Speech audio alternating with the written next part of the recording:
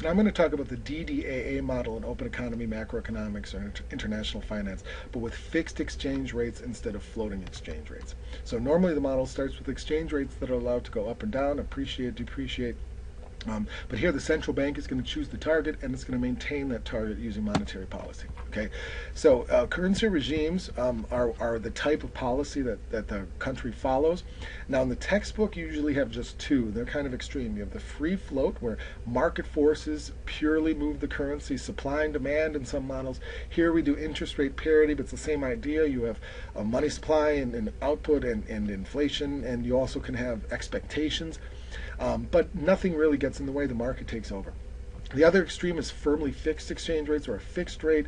The central bank chooses a target for whatever reason, to promote imports, or exports, or maybe block imports, or for political stability or some reason, but they choose a target and it doesn't move. The exchange rate's completely flat over time. Now reality has a lot of things that are in between. So a managed float is a lot of market, ups and downs, but the central bank will intervene if the movement's too extreme. All right, but there's no real set rule. A peg and band means there is a peg, it's fixed, but it's allowed some movement within a band, and so there's less intervention unless it gets big. And those are different, because this is based on it's a float unless something happens. This is that it's a peg unless something happens. Right? Now, a currency board is a special case where every unit of currency in a country, they print their own notes, but they're backed by another country's currency. So like Bulgaria in Southeast Europe is pegged to the euro, and it's a currency board based on having euro backing. Okay. Now, one other thing to note is that in the textbook, again, the central bank will buy and sell reserves to maintain the currency. But in reality, it's a little more messy, because central banks can also use regular monetary policy. They can use interest rates to bring in capital and strengthen the currency if they raise them. You can cut rates to weaken the currency. Okay, and that's based on the IRP model. But here we're going to do two exchange rates, one of which we've already done, and one tool, which is the buying and selling of reserves. Well, this is something you should always memorize in international finance class. Central bank buys reserves to stop an appreciation. Central bank sells reserves to stop a depreciation. So, for example, China before 2005, the currency wanted to appreciate. The market was pushing the renminbi up, but they were buying U.S. dollars. And that was the way that they did it. Now, on the balance sheet, you have assets and liabilities. If you've seen this before, you might have seen this for open market operations, where the Fed would buy bonds and increase the money supply and quantitative easing. Here, you're buying and selling foreign assets. Okay, and so China would buy foreign dollars, increasing its assets. And remember, the left hand goes up, the right hand goes up, the sides balance in the same direction. And so they buy the dollars to stop the appreciation. At the same time, money supply increases, and then you would have inflation. Okay, so I use this equation too a lot, the equation of exchange. Increasing the money supply leads to an increase in the price level, or you can have inflation, or an increase in real GDP. And remember, V is velocity. We assume this is unchanged, which is the number of times that a unit of currency is spent, or it's spent over and over. So money supply increases, either prices go up, or output goes up, or both. If you're classically oriented, you would say that that output is pretty much fixed, so increases in the money supply cause inflation. If you're extreme Keynesian, like in the Depression, prices are fixed, so increases in the money supply lead to increases in output. All right. Usually we do a mixture of both in the ASAD model, right? So prices don't come up in this model. We just have to kind of remember that this is not costless, right? Buying reserves leads to an increase in money supply, and that matches what China did in the early 2000s. Okay, they had inflation in China as a result. Now, sometimes developing countries have a falling currency. Maybe they have low growth or they have high inflation. Currency wants to fall, and then they sell their foreign reserves. Okay, so decreasing the reserves, and that can be contractionary, and that can lead to an output decline. Okay. And so that's kind of where we are, right? Now, in real life, like I said, you could also do open market operations and meet the same goal, but we're sticking with the textbook buying and selling of foreign reserves. It's also important to note that where we see it here is that the AA curve is the money supply. So if you do increase the money supply, you're going to have the AA curve move. Okay, so this gives us a little bit of a policy choice. If you've heard of the open economy trilemma, a country can choose two of three. One, fixed exchange rate, which we're assuming here, that's the goal. Two, free capital movements. We are also assuming here.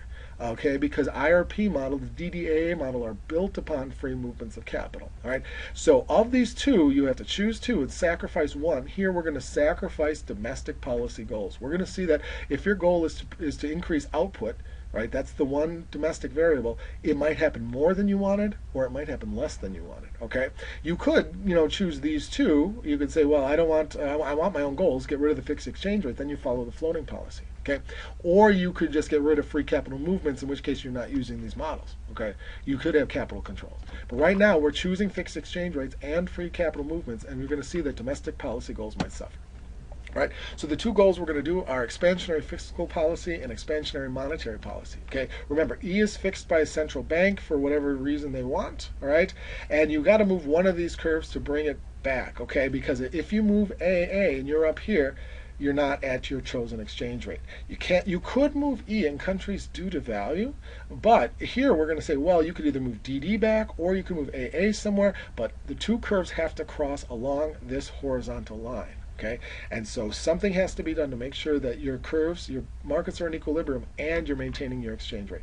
And like I said, the exchange rate, the output level might move more than you wanted or less than you wanted. It might move not at all. It might completely be ineffective. Okay, so here's the expansionary fiscal policy, and we've seen this before for floating rate. What normally would happen is if you expand the government spending, the exchange rate appreciates and output goes up.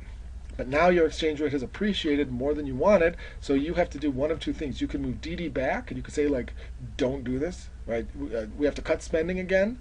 Or you say, like, we'll never raise spending because it has no effect, and then policymakers won't do it. Or you can move the AA curve to cross over here. All right, so part of this is knowing which curve to move, but it's also really important to know why and what's going on in the economy, right? So DD is going to shift right. Exchange rate wants to appreciate according to market forces, but the central bank is going to buy reserves to stop the appreciation. That increases the money supply. So AA shifts to the right. Okay, and so there's a new equilibrium output level, but it's at much higher than it was, and it's at higher than it would have been without the fixed exchange rate. And so that's extra growth.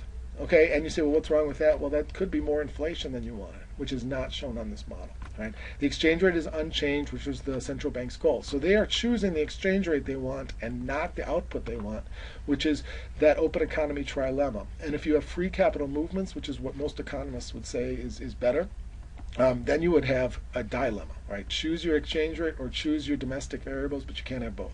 Okay, so this point is the exchange rate where the government spending went up and the central bank bought reserves and increased the money supply, right?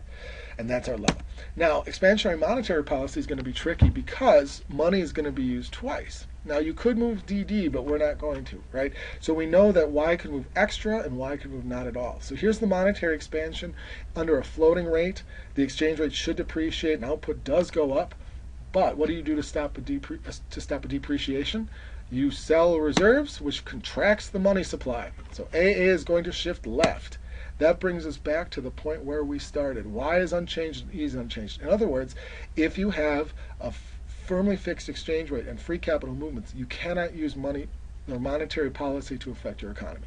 You have to use fiscal policy. And so countries with again, this is an extreme case, right? Purely fixed, not so much in real life, right? But if you had a firmly fixed exchange rate, you couldn't use money for anything but the exchange rate. Monetary policy is ineffective. Okay, and so we saw that fiscal works and monetary does not. Okay, so that's kind of what this model does, right? We have this DDAA model, which we've already talked about. We've introduced the fixed exchange rate, which is targeted by the central bank, and monetary policy is used. The AA curve is used to maintain E while also making sure both markets are in equilibrium. Okay, and so the country has to make a choice, domestic or foreign goals. And we saw that choosing a target output while targeting the exchange rate led to two different levels, right? One was extra output growth and one was not enough output growth, but either way both countries were targeting. Right? So that's kind of the idea. So you have fixed exchange rates, how they are targeted through the buying and selling of reserves. We can draw it in the model through the AA curve, but it shows that policy has different effects under fixed rates than it does over floating rates.